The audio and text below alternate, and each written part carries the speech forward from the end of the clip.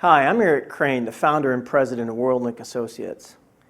I'm here in downtown Minneapolis this evening to talk with Temple Grandin about the work our organization is doing in the field of autism. In December of 2002, a group of 10 businessmen got together in the suburbs of Minneapolis and decided to create a nonprofit organization called WorldLink Associates in order to promote rural telecommunications development in the country of Morocco. In 2010, our board of directors remarked that there are some rather significant needs right here on our own doorstep. For example, the Twin Cities have become home to over 70,000 Somalis. That's the largest group of Somalis outside of Somalia. And for reasons we don't yet fully understand, the Somali community here in the Twin Cities is suffering from an unexplainable spike in the prevalence of autism. What's even more troubling is that the severity of autism among Somalis is much higher than the national average, leaving many Somalis totally nonverbal as they enter high school. As WorldLink Associates got involved with the situation here in the Twin Cities, we quickly learned that technology can play a powerful role in helping young people with autism. The iPad is a low-cost tool with some built-in functionality that can be extremely useful for people with autism. However, our excitement about the iPad took a sudden blow, and we learned that in most places, Medicaid won't pay for iPads. So at WorldLink Associates, we've decided to do whatever we can to put iPads in the hands of as many young people with autism as possible, and not just Somalis, but any young person with autism. Our work in the area of autism has three aspects.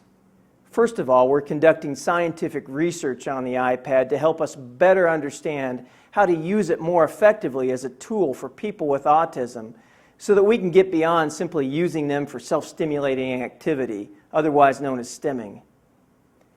Secondly, we're raising money to put iPads in the hands of as many young people with autism as possible.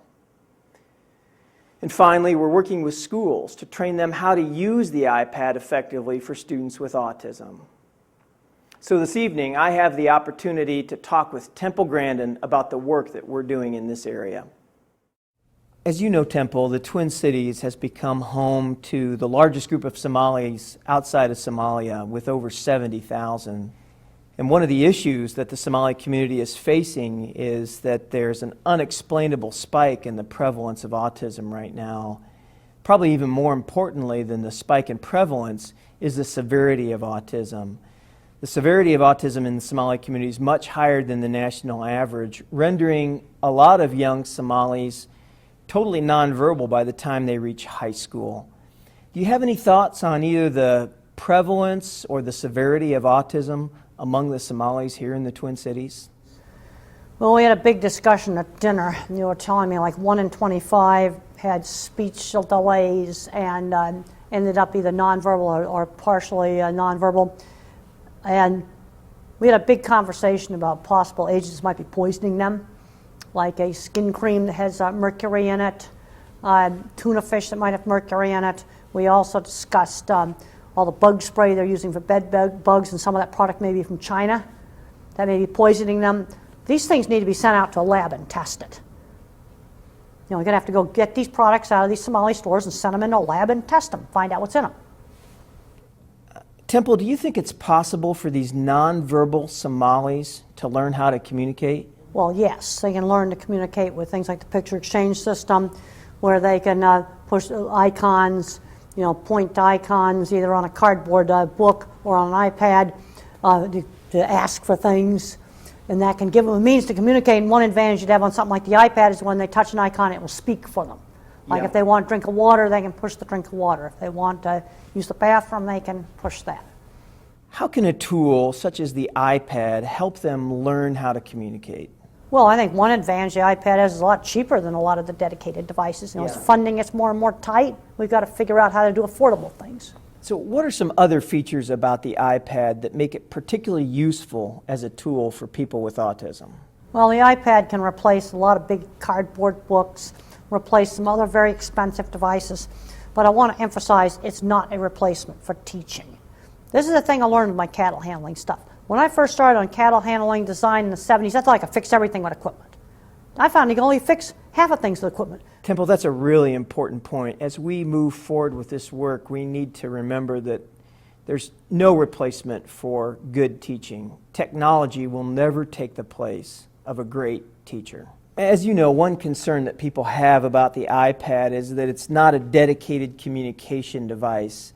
And that means people can do things like play games with an iPad. What do you think about that? Well, you know, it's like saying you shouldn't use a lot of things. You might do something else with it. I don't think that's a very good reason. Things like just endless game playing and stimming, that's something that teachers have to control that. Again, that gets back to teaching. So Temple, what is it? Why do people with autism like iPads so much? Well, like, it's all the motion. When I was a child, I loved motion. Any cartoons that came on the TV, I wanted to watch that. I liked the way the drawings moved. And I think you can make a lot of stuff move on the iPad. That's a very high interest. Now again, you want to use that interest to motivate and do real teaching and not just let them stim off of it. So Temple, do you have any other closing thoughts on the situation with Somalis and autism? The first thing we got to do is we got to test a lot of this stuff that they're using. These products they're getting from China for heavy metals and for pesticides, dangerous pesticides that they're using inside their apartments. That stuff needs to be sent into a lab and checked out. I mean, I understand the health department here did studies on the skin cream they were using, and it was full of mercury. Well, that can cause heavy-duty brain damage. Thank you so much, Temple. I wish you a very pleasant stay in Minneapolis.